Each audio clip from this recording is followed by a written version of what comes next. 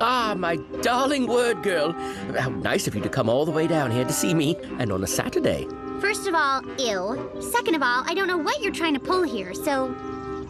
What are you trying to pull? Your heartstrings. I'm sorry, I couldn't hear you. You were mumbling. Was I? Oh, enter my splendid robot into the Young Inventors Challenge and Friendly Competition. For the betterment of humankind and to win your heart. What was that last part? You were mumbling again. And I'm going to keep my eye on you. Oh, by all means, spend every second of the contest by my side, watching my every move, holding my sweaty hand. Mumbling. I said hoping I'm a lucky man, for I know the only way to win your heart is to turn good. Today is the day you finally realize how super dreamy Tobey McAllister... Sure. Now her super hearing doesn't work. Like, girl, you heard him. You are very clearly the apple of this kid's eye. No, but seriously, Tobey might actually be the most simp villain from our childhood. Tobey is introduced as this boy genius villain who weaponizes robotics, ego, and a deeply unserious beef with a superhero who is, objectively, doing community service every episode. But the longer you watch, the clearer it gets. His villainy isn't just about power. It's about proximity. Not even, I want to defeat WordGirl and rule the city. More like, I want WordGirl to look at me. You know, we make a pretty good team. Yes. Be there, Tobey, because I happen to know your weakness. And her name is Mommy. Prepare to go to your room.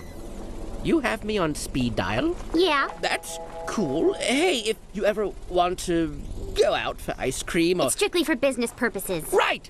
I like brawl.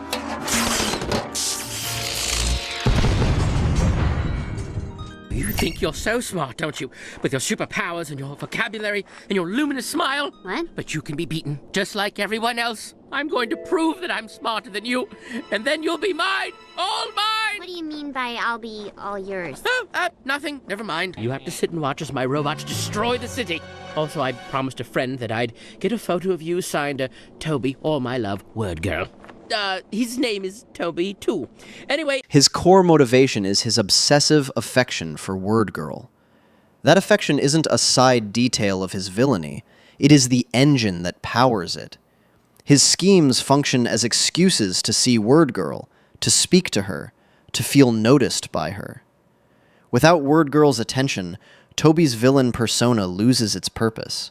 This newspaper contest is the chance I've been waiting for. Win a date with WordGirl. Hey, don't you mean win a day with WordGirl? Of course.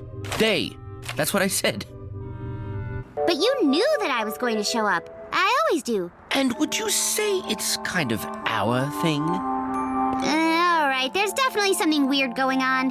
Spill it, McAllister. Well, there is this newspaper contest. Yeah?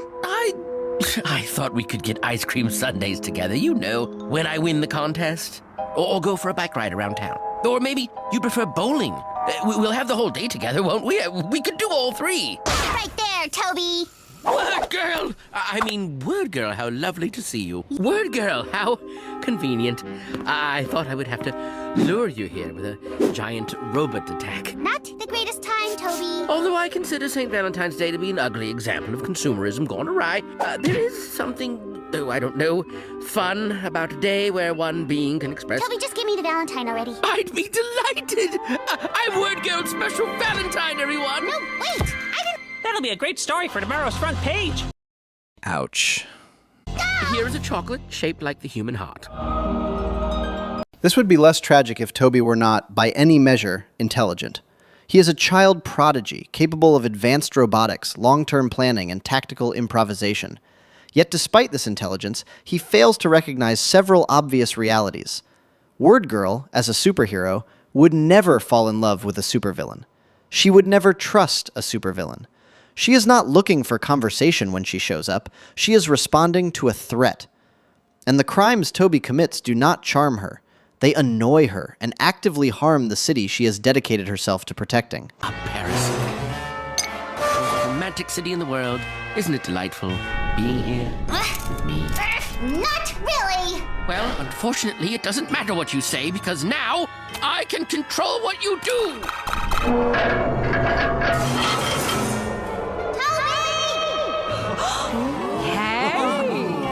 Oh, WordGirl, how sweet of you. No, I didn't do it. Oh, Toby! WordGirl, I always knew you liked me, but not this much. Someone's got to get me out of here. As you can see behind me, it has become clear to everyone. WordGirl has a totally super huge crush on boy genius Tobey McAllister.